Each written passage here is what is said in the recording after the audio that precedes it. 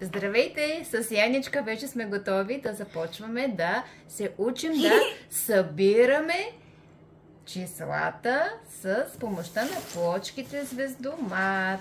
Когато събираме числата, ако примерно имаме да съберем 3 плюс 2, трябва да намерим коя плочка е 3 и коя е 2 и да ги сложим едно до друго, нали? Да. Айде покажи сега. 3 плюс 2, ако имаш задача. 2. Чакай малко сега. Да, ти може и така да ги сложиш, но предпочитам да слагаш равно с равно. Ето така. Кажи 3 и още 2. Кое число остава? Кое е това? 5. 5. Значи 3 плюс 2 е 5. Добре. Нека да сметнем. 8 плюс 1.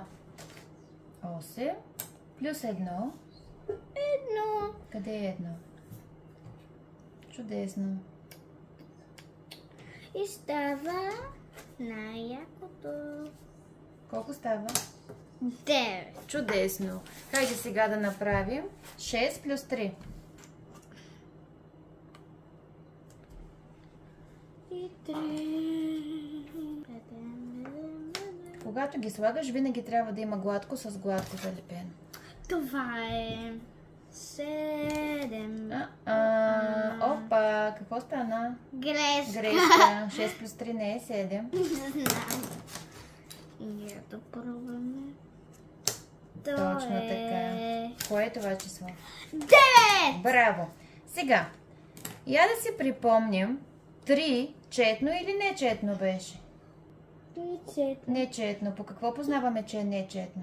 Например, тук няма звездичка, пък тук има, а това е самотно. Това, което си има другарци най-горе, се нарича четно. Тези всичките без При които има другарци самотна звездичка, се казва... са нечетни. Така, айде сега ще те питам едно нещо. Ако събера две нечетни числа, едно нечетното 7 и още едно нечетно, независимо кое е то,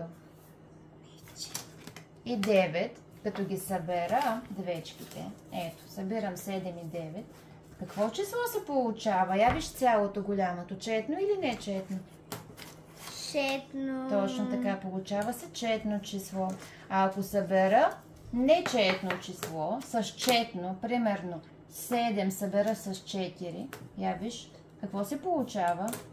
Не се получава, защото... Едната звездичка пак си остава самотна, нали? Да. Добре, хайде сега, искам да си затвори очичките. Затвори си и си представи на ум как изглежда числото 3. И ми го обясни. Сещаш ли си как изглежда плочката число 3? Как изглежда? Плочката число 3 е като стълба. Добре. Тя е лилава с 3 звездички. Така, сега представи си в мозъчето как взимам плочката с числото 1. Представи ли се как изглежда? Да. И я слагам при 3, събирам ги. Кое ли число се получава? На ум си го представи. 4. Чудесно. Я отвори очички. Това число ли си представи? Да! Браво! Я затвори сега да те питам нещо друго. Да, слагам 2 върху 4. Кое ли число се получава? 6. Получава се 6. Я отвори. Толкова ли? Да. Я да проверим. Сложи 6 отгоре. Да, значи когато събираме, слагаме едното число до другото. Обяснихме ли правилно на децата? Да. Добре. И сега се приключваме. Сега за днес приключваме. В другото клипче ще ви покажем как изваждаме. Да, хайде, почивка. Ами да. Чао!